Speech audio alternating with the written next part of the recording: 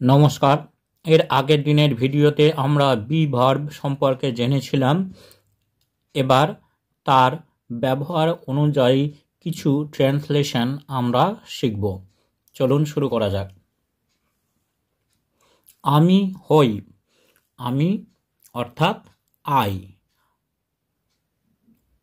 হই অর্থাৎ বর্তমানকাল বা প্রেজেন্ট টেন্স বোঝাচ্ছে, তাহলে আই অ্যাম।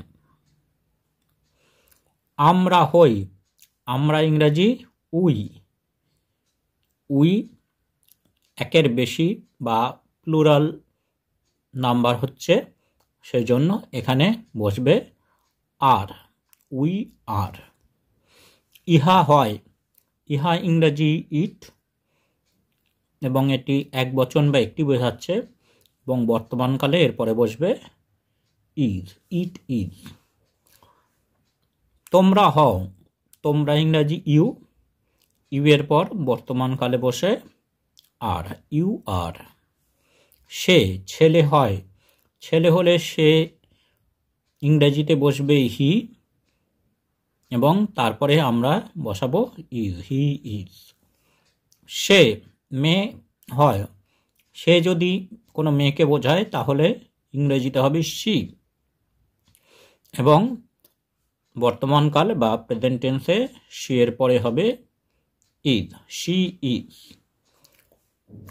তারা হয়, তারা ইংরেজি দে অর্থাৎ একজনের বেশি বোঝাচ্ছে, বহু বচন বা প্লুরাল নাম্বার বোঝাচ্ছে, তাহলে দে এটার পর প্রেজেন্ট টেন্সে বসবে আর, দে আর। এইটা হয়, এইটা ইংরেজি দিস, দিস এরপরে বসবে ইজ, যেহেতু একটি জিনিসকে বোঝাচ্ছে। ওইটা হয়, ওইটা ইংরেজি দ্যাট, দ্যাট এটিও একটি জিনিস বোঝাচ্ছে, প্রেজেন্ট টেন্সে হবে ইজ, দ্যাট ইজ। রাম হয়, একজনের নাম, একটি বালকের নাম, তাহলে রাম ইজ।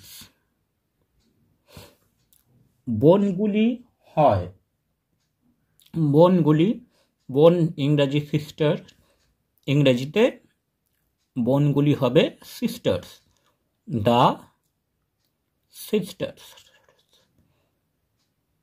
এবং যেহেতু বহু বচন বা একের বেশি বোঝাচ্ছে সেজন্য এখানে বসবে আর, দ্য সিস্টার্স আর। ছেলেগুলি হয়, এটিও বর্তমানকালে বা প্রেজেন্ট টেন্সে বোঝাচ্ছে, ছেলেগুলি ইংরেজি হবে দ্য বয়েজ এবং প্লুরাল বা বহু বচন বোঝাচ্ছে বলে the boys are. Thanks for watching this video.